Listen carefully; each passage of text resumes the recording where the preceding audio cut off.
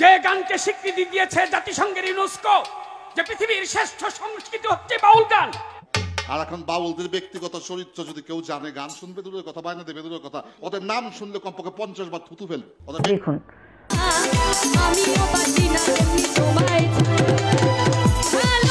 গানের সাথে নাচানাচি হয়, আন্টি নাচা নিয়ে কিছু বললেন না, তাহলে কিন্তু নাচ আরো বাইরে যাইবে। এখানে বস্ত্র হরণ হয়, যতটুকু হয়েছে ভালো হইলে হয়েছে, মন্দ হইলে হয়েছে।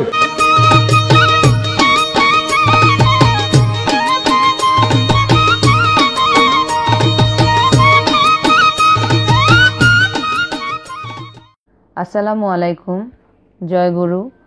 আজকে আমি যে উদ্দেশ্য নিয়ে আলোচনা করব তার আগে আমি আমার পরিচয়টা দিয়ে নেই।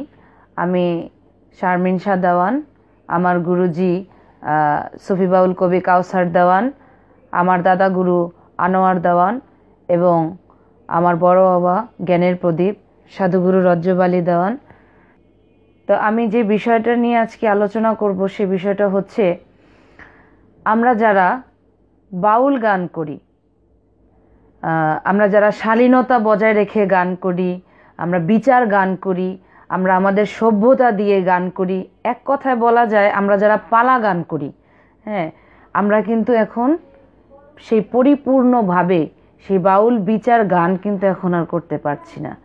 তার কারণ কিন্তু অনেকগুলি। তো প্রথমে আসি, কিছু যাত্রা দলের শিল্পী, কিছু ভ্যারাইটি শো শিল্পী, হ্যাঁ, যেসব মেয়েরা ফুটপাতে ক্যাম্বাচেরি কাজ করত, তারা এখন দেখা যায় বাউল গানের ভিতরে ঢুকে গেছে। বর্তমানে যেমন আমি নারায়ণগঞ্জ জেলায় বসবাস করি, এই জেলায় 20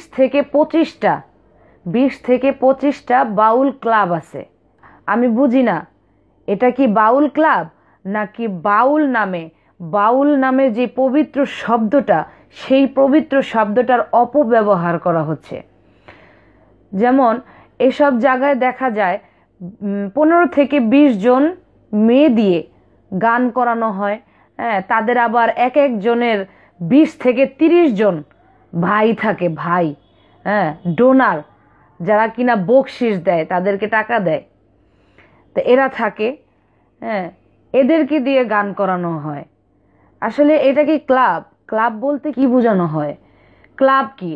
যেখানে যেমন ক্লাব বলতে ওখানে সব ধরনের শিল্পী, যেমন বড় থেকে ছোট পর্যন্ত জ্ঞানী শিল্পী যেখানে থাকবে, যেখানে আমরা বসবো, যেখানে আমরা আলোচনা করব। যেমন ধরেন গতকালকে আমি এক জায়গায় গানে গিয়েছিলাম, সেখানে আমাকে বিপক্ষের শিল্পী একটা প্রশ্ন করলো, সেই প্রশ্নটার উত্তর আমি জানি না। কোনো রকমভাবে যুক্তি টুক্তি দিয়ে আমি চলে আসছি। কিন্তু যুক্তি তো সবসময় চলবে না, এটা তো আমার জানতে হবে। বই আমি যতই পড়ি না কেন, অনেক সময় আউট নলেজেরও প্রয়োজন আছে, মানুষের জ্ঞানের প্রয়োজন আছে। মানুষের কাছ থেকে জ্ঞান নেওয়াটাই কিন্তু আমাদের পালা গানের, আমাদের এটা শিক্ষণীয়, আমাদের এটা শিখতে হবে। আমরা যারা পালা গান করি এটা আমাদেরকে শিখতে হবেই। তো আউট নলেজ সেটা হচ্ছে, মনে করেন ক্লাবে গেলাম, যাওয়ার পরে গুণী শিল্পীরা বসা, সিনিয়র শিল্পীরা বসা, তাদেরকে বললাম যে গতকালকে আমি তো গান করেছি অমুক জায়গায়, আমার বিপক্ষের শিল্পী আমাকে একটা প্রশ্ন করলো, সেই প্রশ্নের উত্তরটা আমি দিতে পারি নাই, আমি এভাবে যুক্তিটা দিয়েছি, আমার কি যুক্তিটা হয়েছে কিনা বা আদৌ এটার উত্তরটা যে কি সেটা আমার জানা নাই। তো সবাই মিলে একটা আলোচনা করলো, সেখানে এক একজনের মত এক এক রকম, হ্যাঁ, এক একজনের উত্তর এক একভাবে আসছে। তাতে আমার কি হলো, আমি অনেকজনের মতামত নিয়ে একটা প্রশ্নের উত্তর পাইলাম। এটাকে বলা হয় ক্লাব, যেখানে বাউলদেরকে নিয়ে, যেখানে বাউল শিল্পীদেরকে নিয়ে আলোচনা করা হবে, যেখানে জ্ঞানের কথা বলা হবে, যেখানে কোরআনের কথা বলা হবে, আল্লাহ রাসূলের কথা বলা হবে। সেখানে হচ্ছে, মনে করেন আমি শারমিন শাহ দেওয়ান কোনো ক্লাবে যাই না, এইসব ধরনের ক্লাবে যাই না। আমি কেন যাই না? যদি ক্লাব হয় তাহলে এরকম হওয়া উচিত যেখানে আমরা বাউল শিল্পীরা কিছু শিখতে পারবো, যেখানে গেলে আমাদের জ্ঞান লাভ হবে, সেই সব ক্লাবগুলি আমি চাই। আর আমি সেই সব ক্লাবে যেতে চাই। আমি কেন যাব না? আমি ওই ধরনের ক্লাবে যাব। আমি ওই ধরনের ক্লাবে যাব না যেই ধরনের ক্লাবে নাচ হয়, গান হয়, হ্যাঁ, তারপরে ওই যে বিভিন্ন ধরনের শিল্পী, 10-15টা শিল্পী, মেয়ে শিল্পী নিয়ে বসায় রাখলো, সিরিয়াল বাই সিরিয়াল গান করানো হচ্ছে, ওইসব ক্লাবে আমি কখনো যাব না। এবার আসেন যারা বাৎসরিক ওরস মাহফিল করে, কিছু কিছু দালাল চক্র আছে, তারা সেখানে যায়, সেখানে গিয়ে কমিটির সাথে আলাপ আলোচনা করে, কমিটির সাথে চুক্তি করে যে আপনার অনুষ্ঠান কিভাবে সুন্দর করা লাগবে সেটা আপনি আমার উপর ছেড়ে দেন। হ্যাঁ, তখন কমিটি ভাবে যে ওনার উপরে ছেড়ে দিলে বললেই কি ছেড়ে দেওয়া যায় কিনা। তখন দালাল কি করে, তাকে বুঝায় যে মাইক, সাউন্ড সিস্টেম, মাইক ভাড়া, যন্ত্রিক, শিল্পী, A to Z আমার, A to Z খরচ আমার, আপনার একটা টাকাও খরচ করতে হবে না, বরঞ্চ আরো আপনার অনুষ্ঠানের এক ডেক খিচুড়ির টাকা আপনাকে দিয়ে দেওয়া হবে। তখন কমিটি ভাবে যে আরে বাহ, ভালোই তো, টাকা পয়সা খরচ না করে শিল্পী দিয়ে গান হবে, এটাই তো ভালো, ঠিক আছে দেখা যাক, ঠিক আছে তাহলে তুমি নিয়ে এসো শিল্পী। এভাবে গান হয়। এই বলে দালাল কি করে, 1 কুড়ি মেয়ে শিল্পী নিয়ে যায়, সেখানে গান হয়। শুধু গান হয় না, গানের সাথে নাচানাচি হয়, আন্টি নাচা নিয়ে কিছু বললো না, তাহলে কিন্তু নাচ আরো বাইরে যাইবে। সেখানে বস্ত্র হরণ হয়। যতটুকু হয়েছে ভালো হইলে হয়েছে, মন্দ হইলে হয়েছে। হ্যাঁ, কিছুদিন আগে একটা ভিডিওতে দেখলাম আমি, একটা মেয়ের গায়ের থেকে ওড়না টেনে নিয়ে যাচ্ছে, অথচ মেয়েটা দাঁড়িয়ে দাঁড়িয়ে গান করতেছে, হাসতেছে, ওর মুখে হাসি, ও গান করতেছে। এটা কি বাউল গান? বাউল গান কোথায় গিয়ে দাঁড়িয়েছে? হ্যাঁ, অর্ধ বস্ত্র পরে গান করছে, নোংরা অবস্থায় গান করছে। তার কিছু চিত্র আমি আপনাদের সামনে তুলে ধরছি, আপনারা দেখুন। আমি প্রমাণ ছাড়া কোনো কথা বলছি না, আপনারা দেখুন। আমিও পারি না তুমি তোমায় ভালোবাসা জানি না বন্ধু, কলঙ্ক করে গান, তুমি আমার জীবনে। দেখলেন তো বাউল গান কোথায় গিয়ে দাঁড়িয়েছে? হ্যাঁ, এরা কি করে পবিত্র জগৎটাকে অপবিত্রতে পরিণত করছে। এখন এগুলি যদি বন্ধ না করা যায়, দেখা গেছে ভবিষ্যতে আমাদের বাউল গানকে আর বাঁচিয়ে রাখতে আমরা পারবো না। অথচ এই বাউল গানকে সারা বিশ্বে থেকে জাতিসংঘের স্বীকৃতি দেওয়া হয়েছে। যে গানকে স্বীকৃতি দিয়েছে জাতিসংঘের ইউনেস্কো, যে পৃথিবীর শ্রেষ্ঠ সংস্কৃতি হচ্ছে বাউল গান, সেই গান কি এই গান এভাবে করার কথা ছিল বাংলাদেশে? তা কি এসব শিল্পীদের গান শুনে স্বীকৃতি দেওয়া হয়েছে? না, অসম্ভব। বাউল গান জ্ঞানের গান, বাউল গান বিচার গান, বাউল গান ধর্মীয় গান, বাউল গান আত্মশুদ্ধির গান, যেখানে আল্লাহ রাসূলকে নিয়ে কথা বলা হয়, যেখানে অলি আউলিয়াদেরকে নিয়ে কথা বলা হয়, যেসব গান শুনলে জ্ঞান বাড়ে, এসব গানকে স্বীকৃতি দেওয়া হয়েছে। হ্যাঁ, নাচানাচি করা হয়, কাপড় ধরে টানাটানি করা হয়, এসব কি বাউল গান? এরা স্বীকৃতি পেয়েছে বাউল গানে? না, স্বীকৃতি কারা পেয়েছে?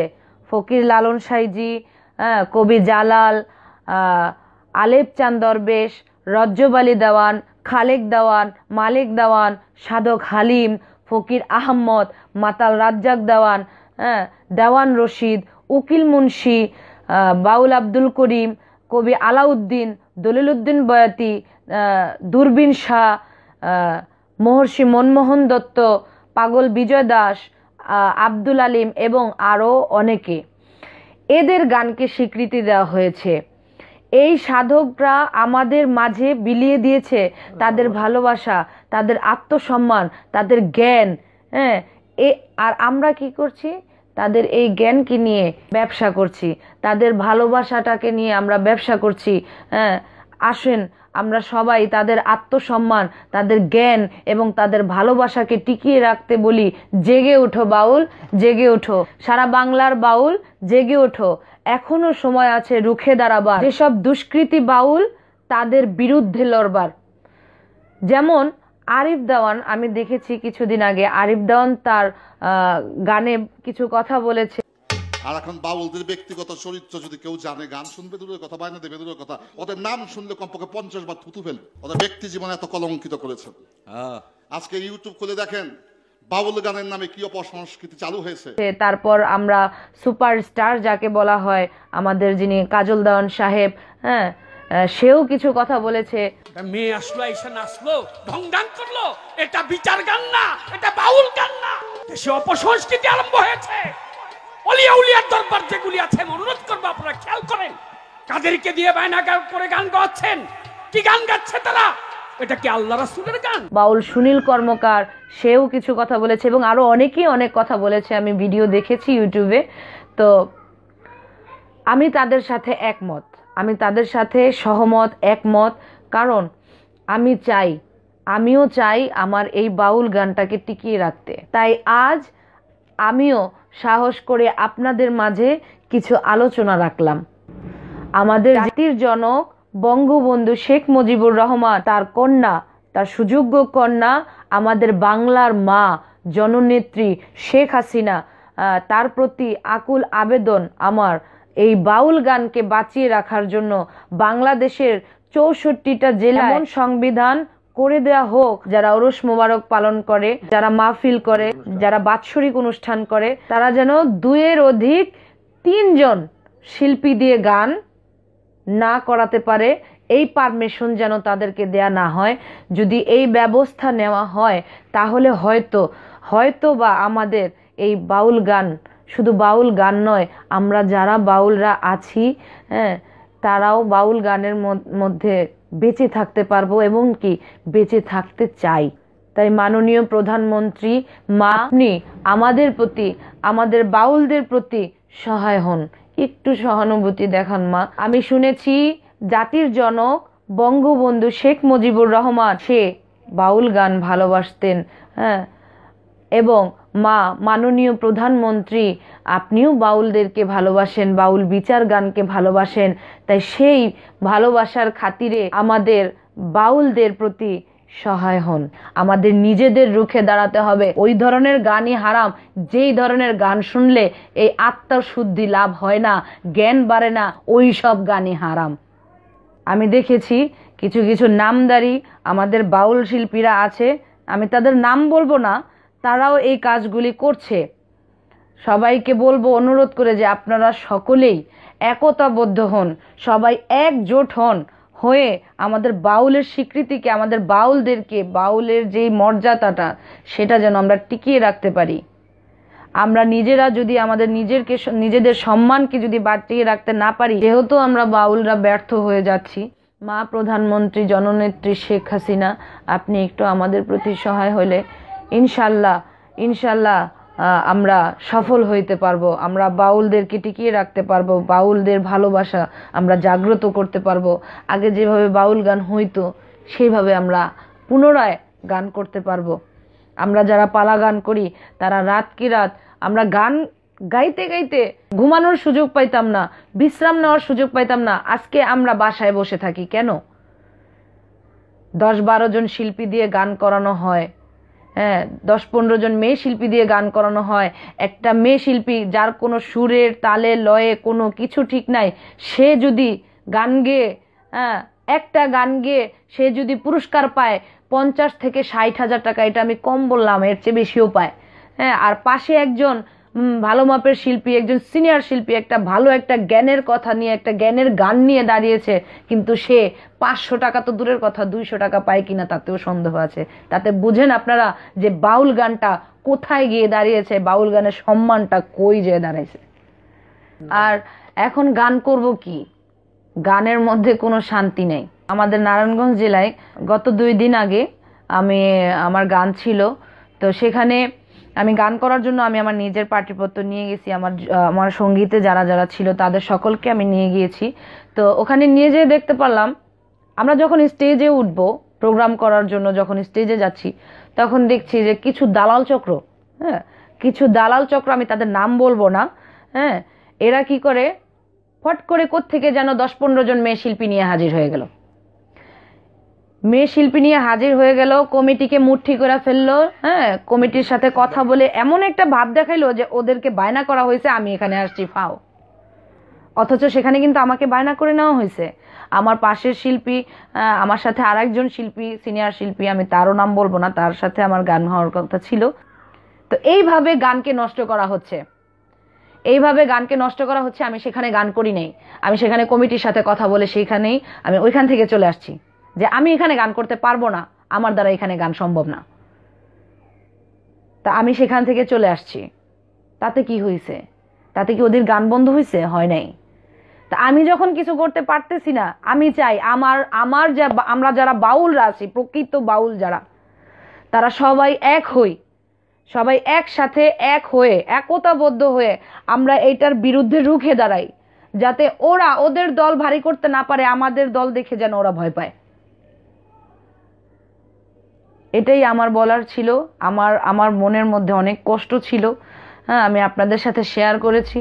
অনেকে হয়তো আমাকে খারাপ বলবেন, অনেকে আমাকে ভালো বলবেন, অনেকে আমাকে বাহবা দিবেন, হ্যাঁ, অনেকে আমাকে অনেক ধরনের কথা বলবেন, কিন্তু কে কি বলবে সেটা আমার দেখে লাভ নাই। আমার নিজের কষ্টের থেকে হ্যাঁ আমি অনেক সাহস নিয়ে আজকে এই ভিডিওটি বানিয়েছি। আমরা যারা পালা গান করি, আমরা যারা সম্মানের সহিত গান করতে চাই, মাত্র এই ভিডিওটা তাদের জন্য, তারা যেন আমার এই ভিডিওটাকে শেয়ার করে, তারা যেন আমার এই ভিডিওটাকে প্রচার করে, তারা যেন আমার এই ভিডিওটাকে দেখে। ভাইরাল হওয়ার জন্য না, ভাইরাল হওয়ার জন্য আমি এই ভিডিও করছি না, আমার বাউলকে বাঁচিয়ে তোলার জন্য, আমার এই বাউল জগৎটাকে জ্ঞান দিয়ে পরিপূর্ণ করার জন্য আমি এই ভিডিওটা বানিয়েছি। সবশেষে বলতে চাই, আজ আমি অনেকগুলি কথা আপনাদের সামনে তুলে ধরেছি। আমার কথায় হয়তো কোনো কোনো জায়গা দিয়ে আমি একটু উচ্চ স্বরে বলে ফেলেছি, কারণ এটা কষ্ট থেকে চলে এসেছে। যদি আমার কথায় কেউ কষ্ট পেয়ে থাকেন তাহলে আমি আগেই ক্ষমা চাচ্ছি আপনাদের কাছে। তবে আমরা বাউলদের চাই, বাউল নামে দুষ্কৃতি টিকিয়ে রাখতে চাই না। তাই আবারও বলছি, সৎ সাহস নিয়ে এগিয়ে চলো, সৎ সাহস নিয়ে জেগে ওঠো বাউল, জেগে ওঠো। ধন্যবাদ সকলকে। আসসালামু আলাইকুম রহমতুল্লাহি ওয়া বারাকাতুহু।